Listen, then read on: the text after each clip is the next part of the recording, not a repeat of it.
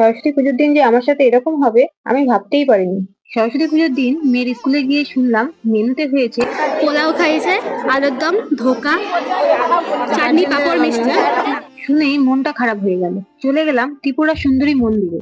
গিয়ে দেখলাম এত বড় লাইন যে সরস্বতী পূজা শেষ হয়ে যাবে, কিন্তু লাইন শেষ হবে না। তাই সিভিক পুলিশকে রিকোয়েস্ট করলাম, কিন্তু কোনো কাজই হলো না। তারপর চলে গেলাম কলকাতার পুলিশের কাছে, কিন্তু সেখানেও রিকোয়েস্ট করার পরে কোনো কাজ হলো না। উল্টে আমার মুখের সামনে গেটটা বন্ধ করে দিল। তারপর দেখলাম এই লোকটাকে ভিআইপি লাইন দিয়ে খেয়ে মুখ মুছতে মুছতে বেরিয়ে যাচ্ছে। আমি তো ভিআইপি না, তাই 2 ঘন্টা লাইন দিয়ে যখন সামনে পৌঁছালাম তখন দেখি এক দিদা বলছে খিচুড়ি খাওয়ার পর বাইরে একজন ইন্টারভিউ নিতে চাইল। কেমন লাগলো খিচুড়ি খেয়ে? কতটা লাইন দিয়েছো? লাইন দিয়ে দিয়ে পা ব্যথা হয়ে গেছে? হঠাৎ মনে পড়লো বাড়িতেও তো একজনকে রেখে এসেছি, আর বাড়িতে ঢুকেই দেখি এও আমার কাছে নালিশ করা শুরু করেছে। অত বড় বড় করে তাকিয়েছিল তোমার দিকে?